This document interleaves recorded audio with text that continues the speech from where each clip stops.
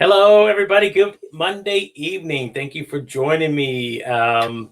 So wonderful you guys can take the time out of your evening to come along and have a conversation with me. Always grateful for everybody who takes the time to follow along, connect, engage. You guys add so much value to what I do. So always all the gratitude in the world. And again, this is a next step on a new journey. Just wanted to put that out there. Last Friday, I completed 100 episodes. I hit a big mark that I had set for myself.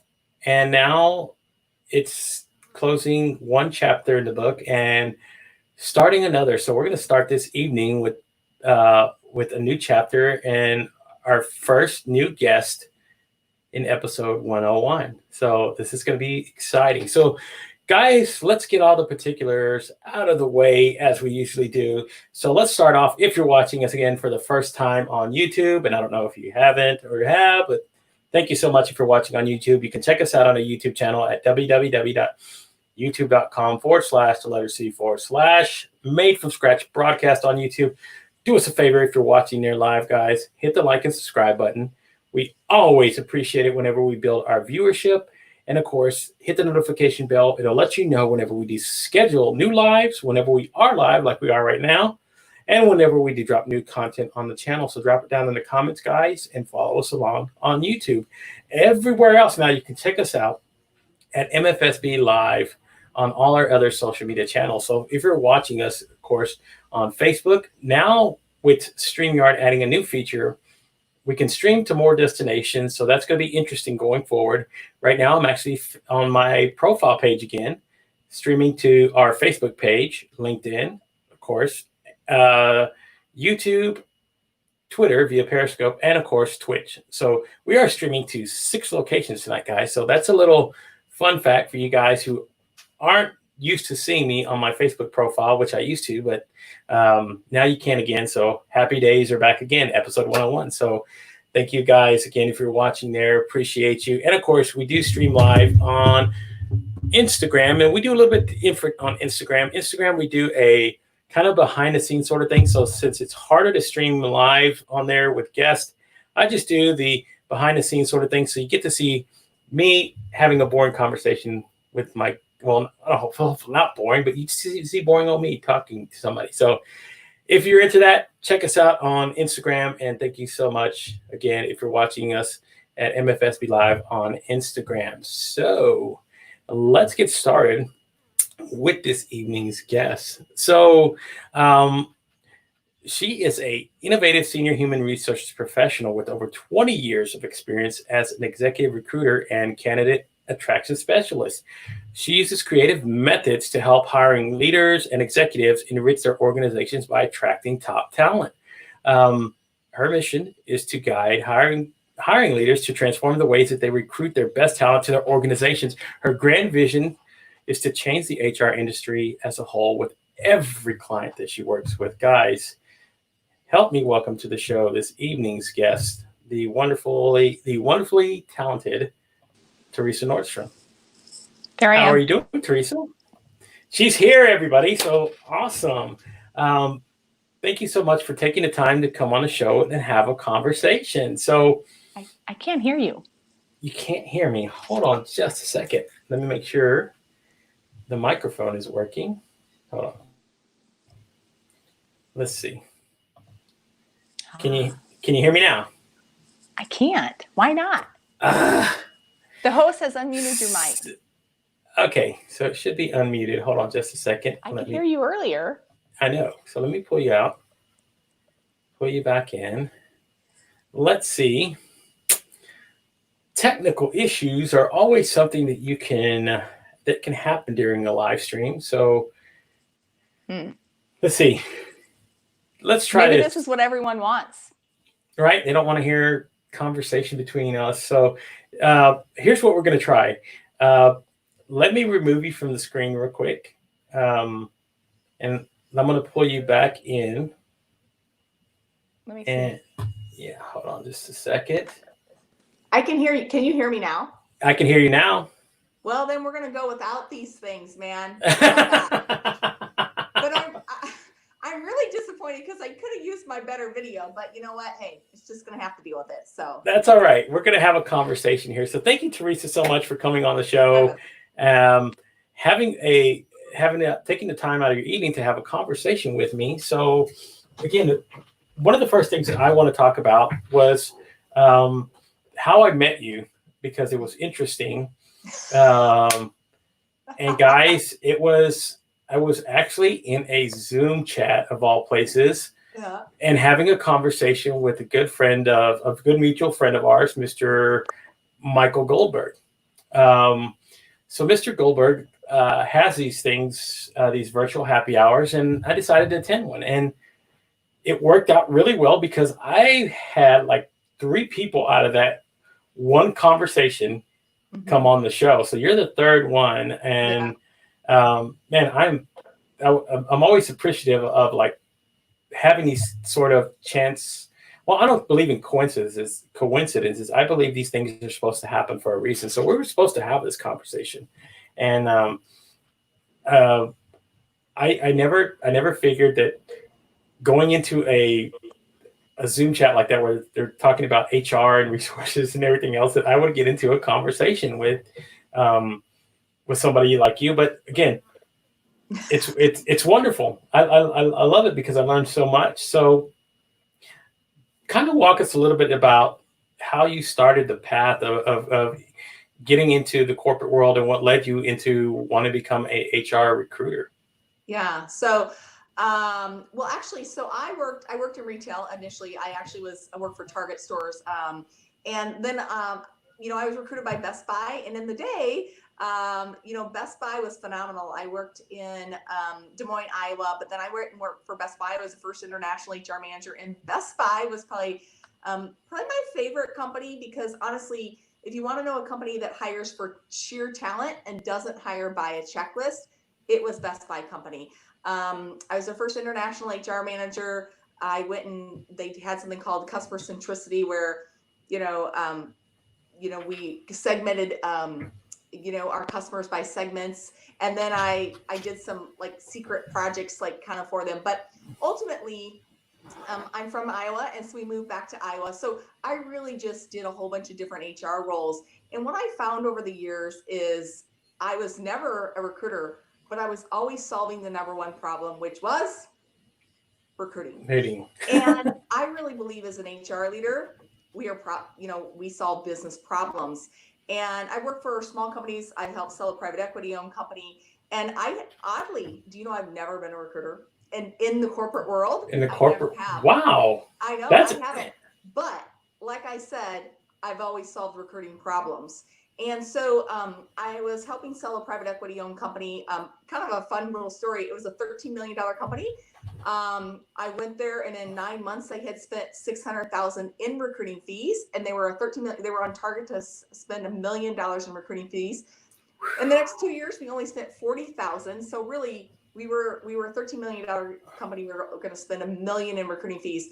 And I do a ton through employee referral. And so, really, with that, I had some former leaders that were like, Theresa, you got to come help us find talent, because at my former companies, I really was so passionate about solving their problems that I kind of pushed recruiting along the way. And so, that's really how I got into recruiting. Is I went off on my own, and I've been off on my own for almost 5 years. And I am a recruiter, but here's the deal. I actually believe you should not call me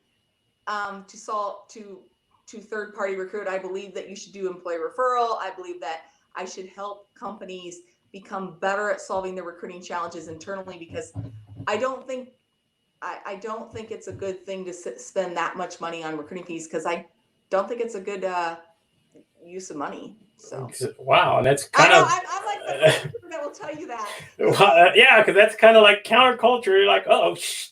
Well, but ultimately, I mean, there's times you should use a third-party recruiter. I just think there's a lot that you can do with employee referral, because the one company, we were able to give it back to employees in bonuses. And you know what? And I think that employee referral has been around since BC. Julius Caesar Julius Caesar actually paid employee referral bonuses to recruit soldiers. But even then, and actually, by the way, not to go into diversity, but it's actually legal to recruit through employee referral to increase diversity numbers. And so that's a whole nother topic. But in the end of the day, that's really how I got into recruiting, because I just always found a way to solve the business problem that was the biggest need, and it was recruiting. So yeah, it was kind of like a natural progression for you, right? Yeah, it's not easy though. Some days I wonder why the heck I am. It's really a nightmare in most cases.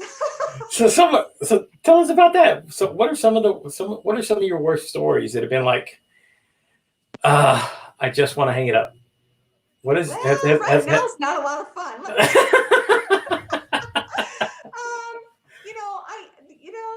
I'm trying to think. So from a candidate side or a client side? I mean, I think that either way. Let's start with the client side. I mean, well, and actually as an employer, so, I work for a construction company, and, great company, but more than 50% of our employees were electricians that traveled the country. They lived in trailers. They lived in, temporary housing. Who wants to live on the road all the time? That's not an easy job to recruit for. Hey, by the way, why don't you live on the road most of your time? So those aren't easy jobs to fill. And that's, those are really hard jobs to fill. So, I mean, that, the anti-recruiter. I'm not anti-recruiter. I'm a recruiter. I don't know what he means by that, but anyway. So I think that, that is a challenge. I think that, I'm trying to think from a client side, you'll have leaders that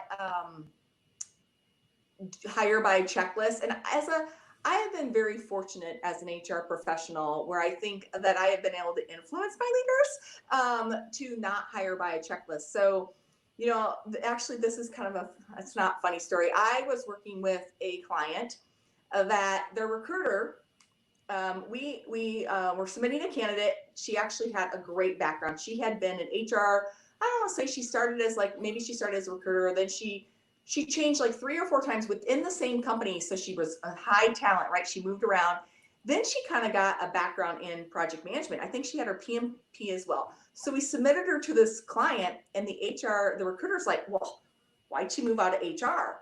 It's like, because she's talented, and the client saw that, right? And the recruiter on the client side could not get over why she moved out of HR. And I'm like, it's a good sign that her current employer saw her move out. And the reason why she was leaving that current employer is because actually, I think they were going bankrupt or something, right? And they lived in a very remote community. It was like she needed to get out.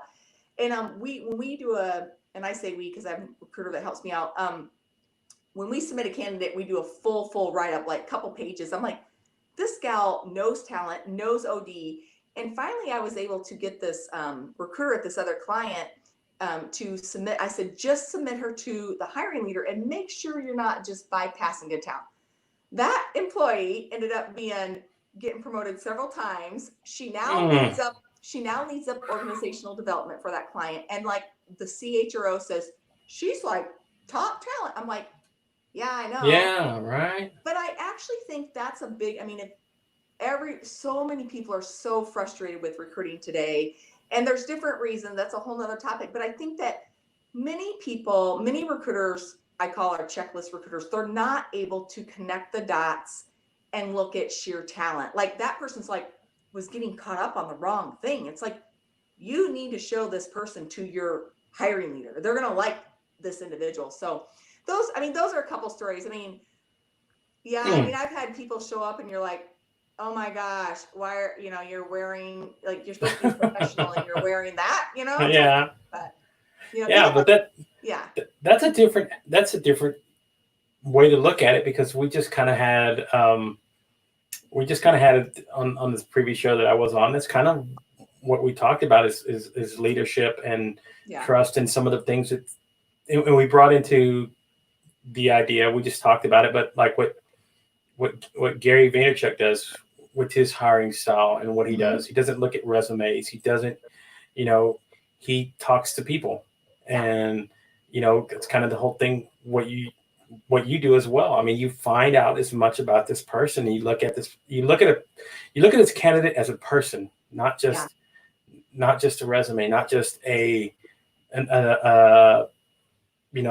number or whatever that they're looking for. And that's always a different way to look at things, because I think that's the way that a lot of hopefully a lot of companies start looking to become this way, because I think you get a better quality employee. I mean, or match. Yeah. Right. It's a match. Yeah. One of the things, and I think initially you and I talked about this, and you probably remember I get pretty passionate about things. Yes. So, one of the things, even in, last year and the years before, one of the ways I pull in talent is, even when everyone says talent can't be found, is I write really creative job ads. And my peers think that top talent can't be found via job ads. Wrong. I'm not saying I find everyone via a job ad, but here's what I think that employers are not doing well is they're not telling their story. And some people don't have to. I mean, Amazon. I think okay, these big employers, it's like they got so many thousand people, applying. I mean, they got a whole different story issue to deal with. What is that? But anyways, a phone. That's my phone. Somebody's trying to call me in the middle of a live. Please. But I think part of it is so many companies regurgitate job descriptions that haven't been updated, and it's hilarious because candidates are just complaining on LinkedIn all the time. It's like, my God, this has like not been updated for years. But rather than that, know what you're looking for, instead of just like slap that job description into the applicant tracking system, which is a whole nother discussion. But it's like, tell your company story. And, I had people that actually would apply from some of the top companies. I mean, one, they could be really cool startup companies. I had one guy have a Jeff Bezos recommendation. I would have big four talent, which are very highly sought out after, that would go, oh my gosh, this role is speaking to me. And they're like, I'm not looking for a role, but I got to find out more about this. And I think the reason why is because I'd be like, are you sick of this? Do you want more of this? And it's like, I spoke to the individual. And I also said, if you're not like this, I told them what I didn't want also. And I think I was able to do that because I got to know my clients very, very well. And I didn't do it by keyword search. I mean, of course, there's going to be keywords in there, but of course, you have to know what they're really looking for. And by the way, if a client says here, a lot of clients that do use recruiters, like I know there's one out there today that someone called me on and they're like, I see like 3 recruiters have that job. Yeah, I don't want that job, because you know what? Like, they're all just posting a job description out there, and then they're really not spending time with the recruiter to really say what they really are looking for, and they're just posting and praying. So I think no, really there. And you know what? On the other hand, there's a lot of companies that do not set up. So this is anyone that's a candidate right now. There are so many companies that are failing their recruiting teams. I'm telling you, there are so many recruiters that have 80 job recs, 50 job recs, way too many. It's a crap show. There's no way that they can effectively manage. It's a crap show. It really is. So the leaders and the HR leaders are failing the candidates and the recruiters. And a lot of it's a crap show. So yeah, that's just saying. But and again, it's almost like a cattle turnstile, right? Get as many bodies in here as we can, and like you said, let's pray we get what we're looking for. But then they complain about, I think the thing though is even when we needed talent really bad, they weren't spending the time in the talent organization, right?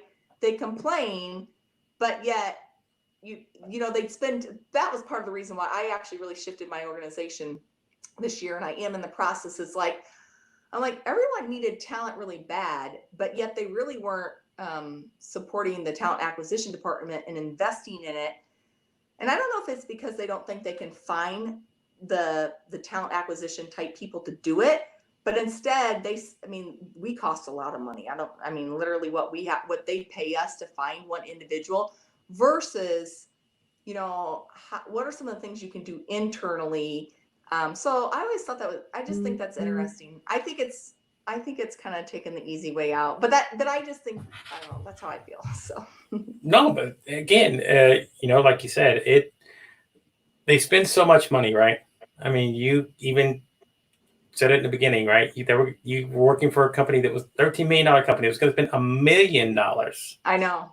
It's a lot of $1 million, right? Not to go into recruiting. Yeah. I mean, and that's not even going to guarantee the results, right? Yeah. That you're looking for, because if you say, well, I can just throw money at the problem, that'll solve it. We'll get what we're looking for. That's what we're going to do, right? Instead of saying, let's be wise and see how we spend this money and how we actually build a culture, right? Yes. I think that's kind of important, right? To have that and start building that. I mean, hopefully the goal is, and again, it's very hard to do this these days, is getting a good employee and having somebody in retention. Yes. Your job is essentially to put yourself out of business, right? Yeah. I mean, honestly, that would be my goal, because ultimately I know if I'm that darn good, the next time they need someone, they're going to call me, right? Exactly. Ultimately, I do all my work via referral and everything. And, I think a great business partner does do that, and that's what my goal is. So, but yeah. Yeah. And that's what you do that's what you do. That's why they pay you the money to do it. The smart ones, let's put it that way. The smart ones do, right? Take the time out and say, they got so desperate.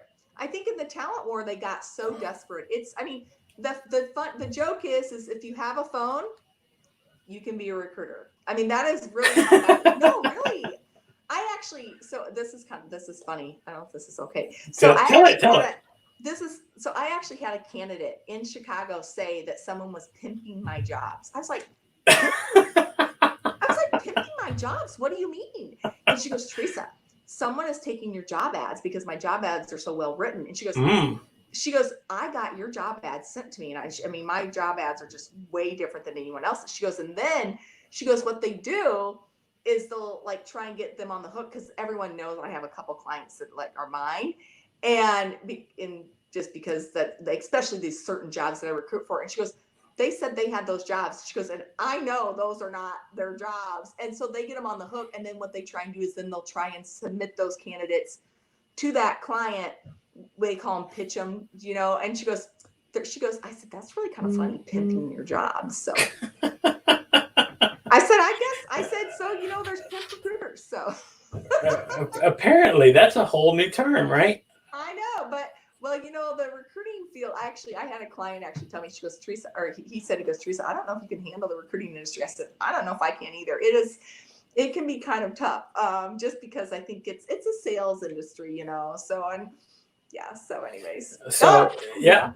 So she's saying about once a week, I get contacted by 5 or 6 recruiters about the same position. After sending my information in, I don't hear back. Is there a way to know which recruiters to choose from the bunch? Wow. Yeah. So, you don't hear from any of them. I guess, the one thing is it'd be nice if they it'd be nice if they, I would always say the one that knows the most. If there's one of them that has an ad that is more in tune, like for example, my ads are always, I know more about it. I guess my question is are any of them responding at all to you? Can you ask them a quick question to get any type of response out of them? Instead of just sending all your information initially, can you get a little bit of bite so that you can see who's going to share the most information with you? I don't know. She can see if she can respond to that. Yeah. Well, again, hopefully that it's a bummer. That's what's frustrating. And I actually tell clients, I always tell people, who do you want pitching your job? So there's big recruiters that are really well known and good, but here's the issue. I almost guarantee you, their head recruiters are not selling their job. It is some person that, I hate to even tell you what some of the jobs that they've had. They don't know how to assess talent, and they may be missing talent all the time. So unfortunately, you don't know who's pitching your job. And I think it's a lot of brand awareness from a client perspective. It's like, so who is, so if they have 5 people that are pitching their job, that's, I don't know, that's tough. And, by the way, see if you can't find the client. That's one thing is can you find that client out there? If they have that many recruiters on it, that's not a great sign. I actually had a candidate call me today, actually asked me today to find the job. And actually I knew the recruiter, and now he's going to actually present the candidate. That actually happened today. Oh, awesome. So I actually, in this job it's a remote job, and I actually did know the recruiter, which is crazy. So I was going to see what she said. So she said they reach out to me and talk about the position, but I'm not sure whether they really have a relationship or not. She brings up the great point. Right now in the recruiting space, recruiters are struggling, everyone. They're all, so I'll explain this so people that are listening. So we call them most placeable candidates, MPCs. If you ever hear that word, I even have recruiter friends that don't know what that means. It means MPC. So, or, someone may call it pitch it. So what they are doing is they go out there and say, oh, I find this organizational development role, or maybe I find an audit manager role. So what they're doing is they're trying to go out and find talent that may be a great candidate for that role, what they may call a most placeable candidate. And then what they're going to do is they're going to go to this client that they have no relationship with, and they're going to send I don't want to say a fake resume, but they'll send like a profile like, oh, we've been working on the search lately, or we just filled a search. We have some great candidates. Would you like to see a few resumes? Now, I will tell you, I've never done that because I don't want to say I'm too lazy, but it could be that. But I would say it's, some people make a ton of money that way. I would say larger recruiting firms are more apt to do that because you know what?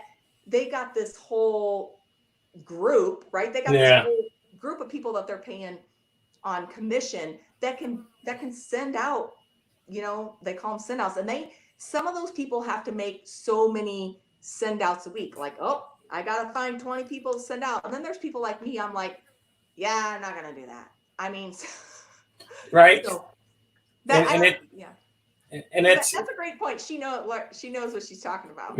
Yeah, she's probably been through the process quite a few times. Like that.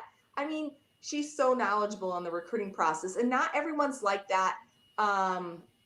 I think those are good questions to ask recruiters. And so let's talk about that. I mean, if somebody reaches out, what are some of the things that you should be asking if you're to ask a recruiter to say, hey, to kind of find out if they're legitimate or not? I mean, you legit? Or you are you legit? I mean, you legit?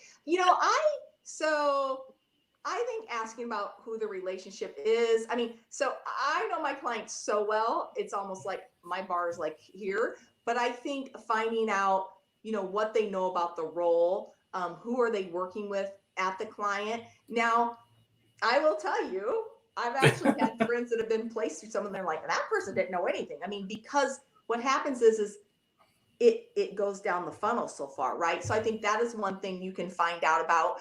I think you can ask, like, so where are they at in the decision-making process? Because it's like, for all are they just collecting resumes right now?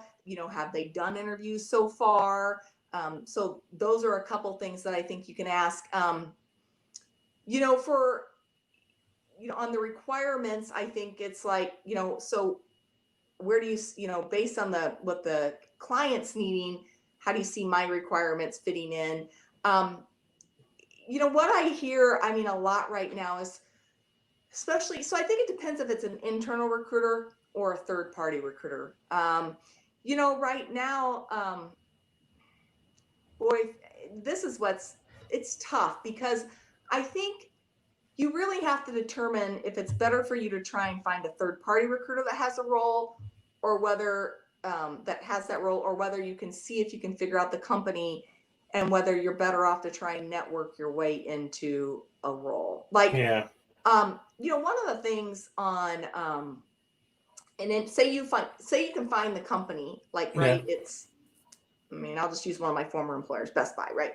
So, one of the things I always say is try and find the people that are active on Best Buy, like on LinkedIn, right? So, so people like me are networkers, right? There's Yes. certain people that are networkers, and you can go, I'm not on LinkedIn right now, but you can go to activity on your post, right? Yes. There's like 3 tabs, and one is post, one is activity, I think is the first one, and you can see how often they post. Go find the people that are active and reach out to them, because even if they're not in maybe your department, you might want to reach out to those individuals and say, hey, there's a role at your company. I did a post today about doing video, and one person didn't agree with me, but other than that, Well, I think what did they have to say? What did they she agree said, with? well, I mean, she had a bad experience. I mean, she was very, so I think I'll just explain my video. So part of me, I've had a couple people do it. First of all, when I say do video, it's like, hey, Gabrielle, my name is Theresa Nordstrom. I'm an HR leader, and I have helped sell a private equity owned company. I started Best Buy International, and I'm a person that utilizes critical thinking when it comes to talent acquisition. And I have, these are my results. I helped a $13 million company, save $1 million a year in recruiting, and they only spent $40,000 the next couple of years. And I see you have this, VP of talent role, and I'd love to share more. I'm attaching my resume below. Boom, done. And I use a couple different tools, but so one of the things is I said, I've only had one person ever send me a video, ever. Mm. So I was on the Who You Know show, and I said that, and they teach doing video. So I think the thing is that a lot of people aren't comfortable with video, but right now you got to decide: are you more comfortable not having a job? And here's what I tell people. So I would use video. And I'm preaching to the choir when I say this. It's like, I need to use it more, because, by the way, I don't do any sales. I've never had to do sales in my business. Here's where my I can't think of the word right now, but it's like my vulnerability comes out. I've never had to do sales in my business ever until now. And I need to start doing it because I've never had to do it. But guess what? I need to do this. So as I tell you this, I need to do this. But it's part of just being your natural self. Like, you could do this like video and edit it a whole bunch. You don't have to do that. And you don't have to make this like your whole resume. I would do video. Like, I had this one Big Four, I had to recruit from the Big Four, which is really hard to recruit from. And my friend wanted me to do it. And I was like, I don't want to do it. But I was like, fine, I'll do it. I worked on that job, and I sent all these videos to these people, and this one girl, I could see how often she opens it. By the way, when you do video, and I'll tell you about a couple tools you can use.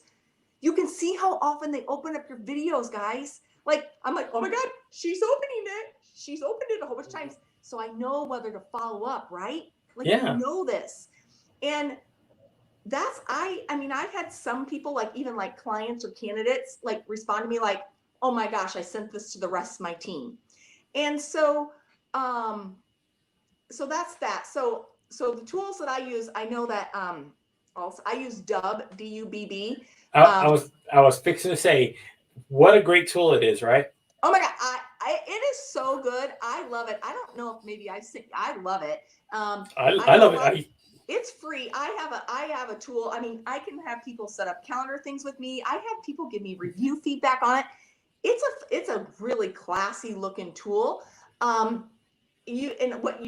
it has free like tracking. I know that the Who You Know show uses, all of a sudden I'm gonna go, they use BombBomb. I do think you have to pay for it, but you guys, there's Vidyard. There's so many tools out there. So that's that. Yes. So getting back to your question, what the person said, she's obviously had a poor experience, and her title, she's like an agile PMP. She's like, it's discriminatory, because her thought is that,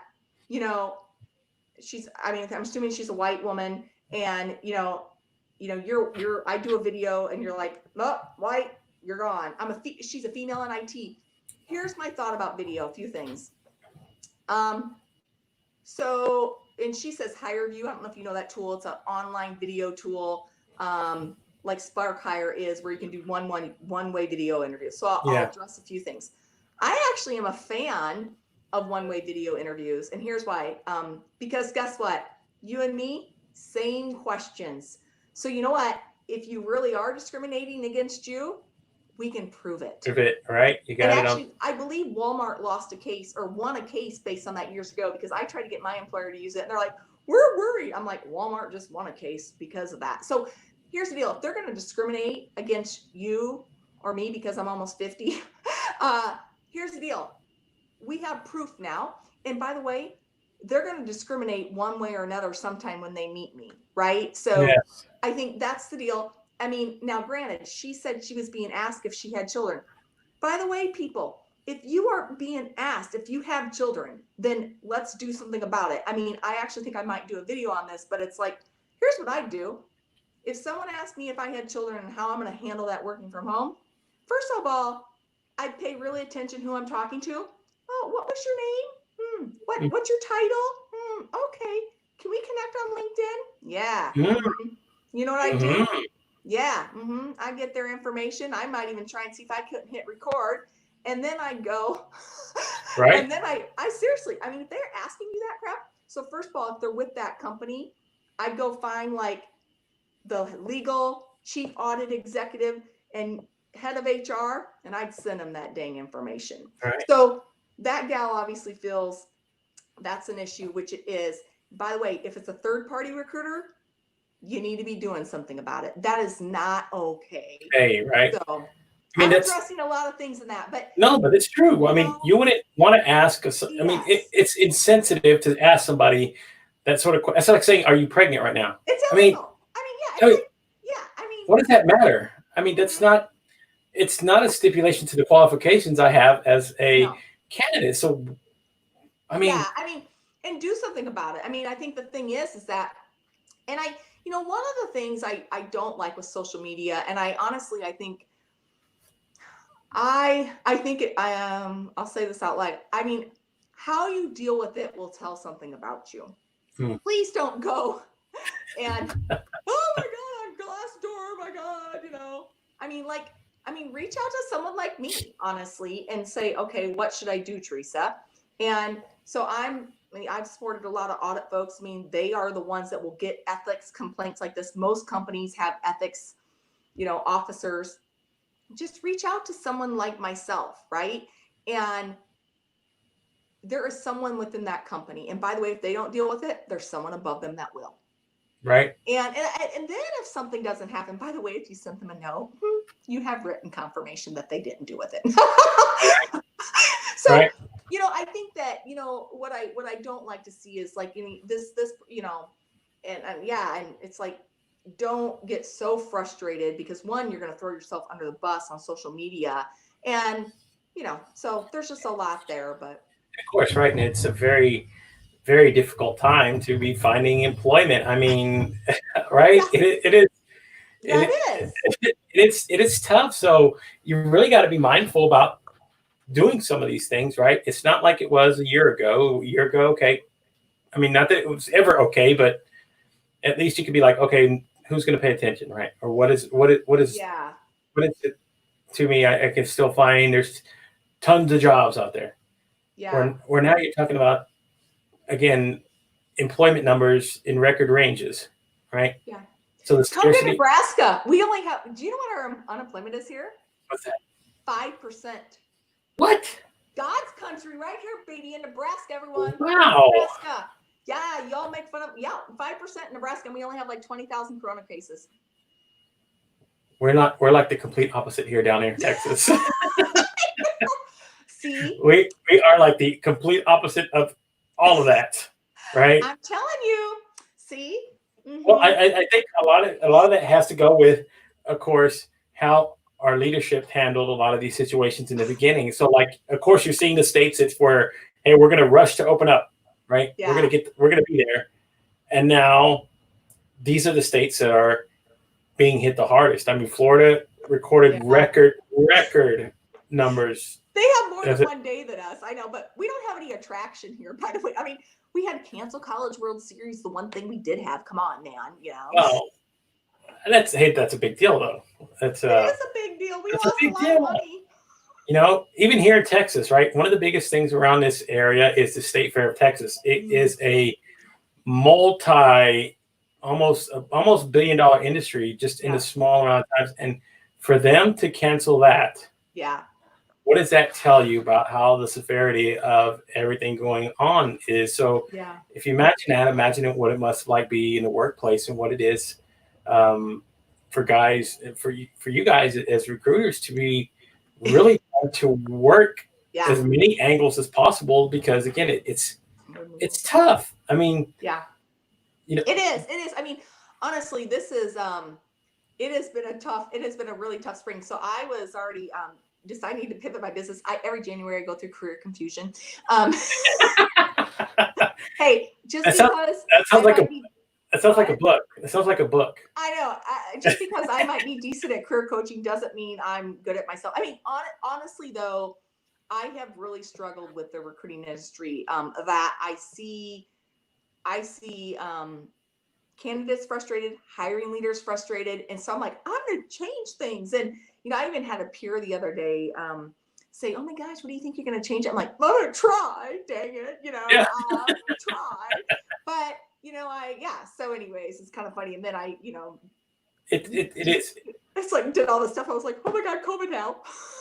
Right. It is. And again, it's tough. I mean, because again, when you want to concentrate on a lot of those really strategic positions that people want to hire inside of a company, I mean, you got to remember now there's like a bubble of candidates who are going to be available, because for some companies they've had to shut their doors, they've closed their businesses, and there's an abundance of talent out there. There's just not enough positions for. Yeah, and they don't know how to sort through 'em. I think now, I tell you what, I actually I feel for candidates. I feel for a portion of recruiters, because I really don't feel like many of them are set up for success. And then I think some of them are just, there's just some of them are just bad. I mean, I do think, there's just it's across the board. And that's my goal. Is just like, okay, what can we do differently? And I sent out I actually have never sent out an email blast, from my company. I actually just sent out my first one. I'm like, yay, 5 years. I know. And one of them is it was said something about let's stop recruiting like it's 1982. Because it's like, really, we've automated everything, but we've over-engineered it. And and I'm sure candidates would believe that. And I think, that's ATS thing. Oh my gosh. Yes. Now kind of explain that for a lot of people who aren't familiar with that, because I've done a little bit of research when I first started hearing the term, but kind of walk people what that is, because is it a term I've heard a lot in a lot of recruiter speak. Yeah. And I mean, I may have a little bit, I'm going to do a video on this, really. And actually, Okay. I'm going to do a video behind the scenes, actually showing people an ATS, because one of my biggest frustrations is when career coaches and resume writers say the ATS is blocking you. Like, I hate it, because here's the deal. You know who sets up an ATS? People. People do that. And I actually have some pretty funny skits that I'm going to do along with it, because it's not like you're running into the wall. But Right. in all seriousness, I think that one, we do need ATSs, because it would be an absolute crap show if you didn't have one. I mean, you'd have less people being able to apply, it'd just be worse. I think that there is a black hole. I think that there's some of the processes and systems, like how they set it up. So an ATS, though, in general, it's called applicant tracking system. It's really, everyone, you upload your resume. Some are better than the others. I'm trying to think of how it goes. It's a filtering system for resumes, right? Mm-hmm. So you guys, there are so many different types of ATSs, and Amazon has one type. I have one type. Like today, I was actually searching for CPA, audit, Big Four, right? And so I actually go through every resume that I get that applies to a job. And I will sometimes have jobs that have 1,400. Now, some people I know, but I do have help that does that, because I'm weird. I don't like to keyword. Here's the deal. I don't like to keyword search, because I'm afraid I'm going to miss talent. I'm kind of weird on that. But I don't have 80 job recs either. So that's the issue. So remember, when people, they get these, there's a job rec, by the way, is just a job position. Now, I may have like, maybe I'm hiring for, a cashier, right? I might have 30 cashiers. Now, is that 30 job recs or what, right? You got to remember, it could make a difference of how many roles that I have within each. But, and I might have 50 openings, and most likely I could have easily 40 managers. So I want people to understand this, right? It's like, so, and by the way, I might be scheduling all you for interviews, and I might be managing the onboarding of all my new hires. So when people say, oh my God, why don't they have time to follow up? And so I do believe anyone that interviews should be followed up on, but they may not have staff to help them. And so companies just organize differently. But in essence, then you apply, and there's going to be, one of the things I want to help people understand is there's stages in each recruiting process. So there's this bucket over here that says, okay, new applicant, right? And then there's like, okay, I can't even think of my stages right now, right? Like look again, first screen, and then there's second screen, hiring manager screen, pass, all these different screens. And so they actually have to go through and like pass them through. And, someone has to look through them. So the thing is that,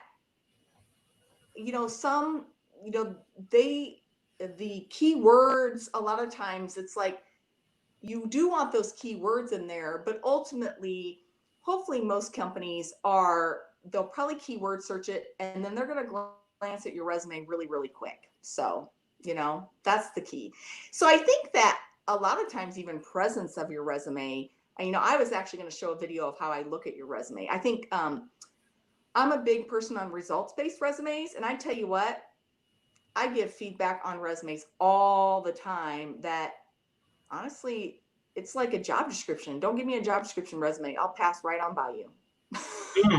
Yeah, I'll pass right on by you and that's even of people that I'm a strategic HR person. I'm like, why are you talking about policies then? I seriously, all the time. I'm really strategic. I'm like, don't tell me about policies then if you're strategic. To be honest with you. Yeah, so that's a great thing. So you teach people, right, about you have taught people about hiring leaders and how to learn these things, learn these processes, right, to kind of make their jobs easier, right? So yeah. What advice would you give somebody who is struggling in that field and say, hey, I need help, Theresa? What are some of the things that I can do to make my job easier? You mean on what part of it? On the hiring or on the yes, on the hiring side. So like, since you're a recruiter and they want to form a relationship with you, they want to say, hey, we want to come to you for a lot of our talent. What are some of the things that we should be doing as well, apart from what you give us already for each client that you bring us for each? Yeah, I think the big thing is really figuring out, and I actually kind of have a process that I take people through. It's really what are the must-haves. And honestly, I don't need a job description. I'm going to talk to you about, really what are the key, what are the key responsibilities, but the projects that this person's going to be working on.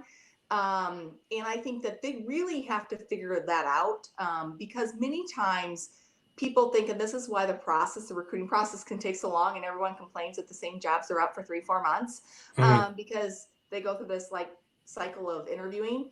But it's like, what are the next 3-4 key projects that this person's going to work on, and what are the ideal, what kind of backgrounds are they going to have? What specifically are they going to have? And by the way, don't give me a laundry list. And when they give me like 3-4 things, what are the, like, if you say, okay, they got to have expectations, right? Yeah, expectations, but it's like, I want priority ones. Like, so if they tell me they have to have, manufacturing background, and let's see, I'm trying to think of one. do they have to have a CPA, and have they had to have been the head person, or you just like that, right? It's like, I mean, I want to know for sure, because here's the thing. And do they have to have both? Because it's like, really knowing, because at the end of the day, then I'll really start to articulate, like when I go to write the job ad, I'll be like, you got to have both. Yeah. And then I'll really be able to hone in on definitely what they want. Because when I send someone a resume, honestly, probably 9 out of 10 people they'll interview. Like you just go through the interviewing process when I send someone, because we're so clear on what they want. But ultimately, it's like, and just because, here's the other thing, just because someone left your team, you don't necessarily have to backfill them. It's like, what are you doing in the future that, what new skills do you need, right? Yeah. Don't backfill Joe just because Joe left and Joe had these skills. What gap in your role? Like, I used to do a lot with audit. It's like, we have 4 audit managers. Well, what are their talents, and what is the gap on the team? Maybe you have 3 introverts, and you need someone that's going to push the status quo, that's going to have innovation. And so, we are really always, I'm always really trying to figure out what they want so they can articulate it, so we can define it, because candidates are frustrated with that. So when I'm talking to, I give candidates really honest feedback, honestly. And most of the time they appreciate it. Yeah, they do. So once in a while they won't respond to me, but I was like, hey, you asked for feedback, but well, I think it's necessary, right? I mean, yeah.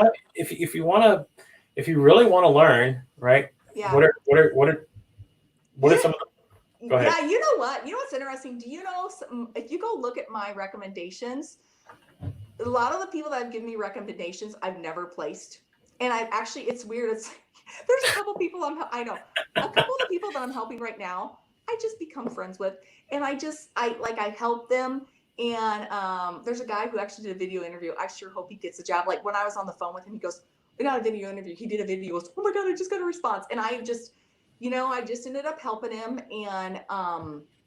And I've given them really honest feedback, some of them that I'm like, you cannot send that. Oh my gosh, you cannot send that. I said, would you just be yourself? And, I think that's what a lot of people are missing, but, does it help them grow? Does it help them learn? Yeah, it totally does. And I think, one thing about feedback is a gift. And I had a department that was extremely good at feedback. And, I said, I'll tell people, I said, oh, by the way, I said, you'll get so much feedback, you won't do it. But they were okay with it. And these guys were, not all guys, but these people were A players that were not used to ever getting A minuses and anything. But once they realized that the feedback was for good value and for good reason, yes, they could always take it.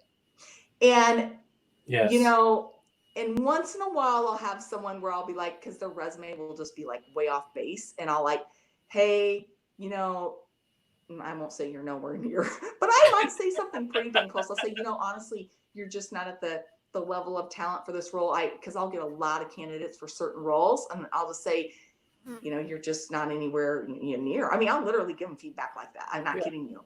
And 9 out of 10 times they'll say, I just appreciate you responding. I'm not kidding you. But once in a while I won't get someone and I'll be like, hey man, don't you want feedback? Yeah, didn't you asked for it, right? Yeah, yeah. So that's gotta be kind of, there's a good and bad to it, because I guess for some people it's like bruising their ego, who does she think she is, right?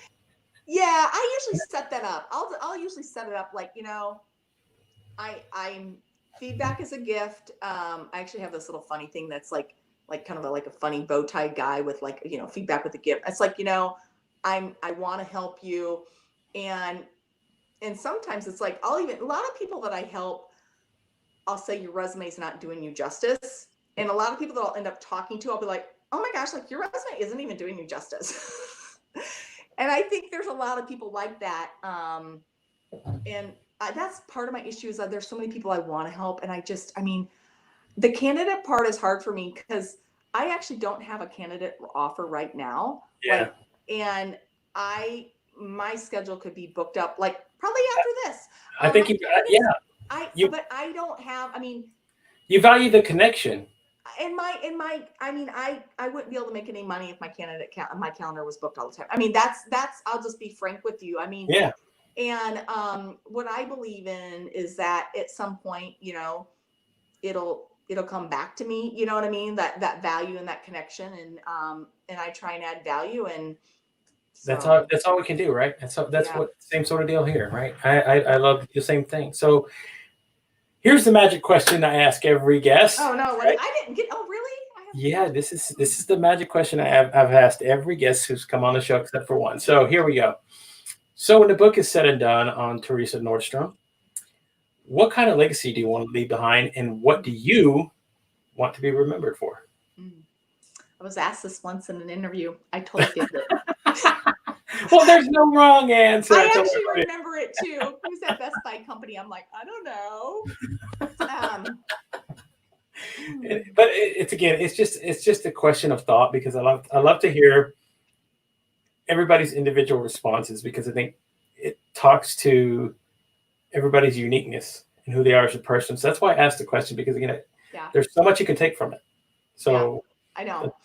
You know, see if I can articulate this, because I'm not always good at that. You know, so there's peacocks in the back, right? And you know my peacock story, right? Yes. Thank you for sending that video. I like that. I know, isn't it awesome? I gotta remake one. I gotta make my own though. So, you know, well, one, I've always said my legacy, I really do want to make an impact on, from a business side of honestly being known for employee referral. I don't know. I have such a weird passion around that, but I will say on a more of a personal side is I would like to help kind of like people like me that have kind of like that kind of personality that sometimes where they don't feel like they fit in, where they are peacock, figure out how they leverage their talents. And I don't know how that is right now. Part of me says it's in I think the education system has a lot of opportunity, and I have one child. I mean, a lot like me, you know, and I don't think the education system leverages or has a place for people with probably strong extroverted personalities with like more of a sales personality. It's very STEM focused, which we needed STEM, but you know, how do I figure out, you know, how to help people with this peacock personality stand out? And I don't know what that looks like, but there's a pull in there, because I feel like especially as it's become more known, like probably in even the last 3 to 5 years, I'm like struggling with it. How do I do that? So I don't know what it looks like, but I'm going to figure that out. So, hey, that's part of the journey though. Yeah. That's part of the journey, is to figure that out, right? It's to see what it is. And today's world allows us to do that, right? I think with video, right? I mean, we got a whole new world for that, where before I think it was so much more difficult. Look at now what we can do with, you know, social media. And I think it's still a really untapped resource, right? Just like you said, you using Dub to send videos, right? There's so much left to the imagination that what you can really do with the power of video. I think people very undersell what it can become, and it's just to show everybody, it's being showcased right now how your kids are getting educated. Yeah, that's right. True, right? Yeah. So without it, where would we be? So I think that's going forward. That's one thing that if you're not into it yet, you should really look into seeing because somebody's going to put it all together. They're going to figure it out. This is what can work with video. These are the strengths that you can use it for, and it's going to change an education system. It's going to change the hiring system. It's going to change how we operate. It's even changing how we operate business now. Yeah. Right. So these are things that are still left untapped.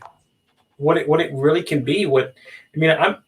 I'm using it to have fun, but there's other purposes that go way beyond this, can be structured and create a really, really powerful tool. So I am a big proponent of video for anybody who's not involved in it. I get it.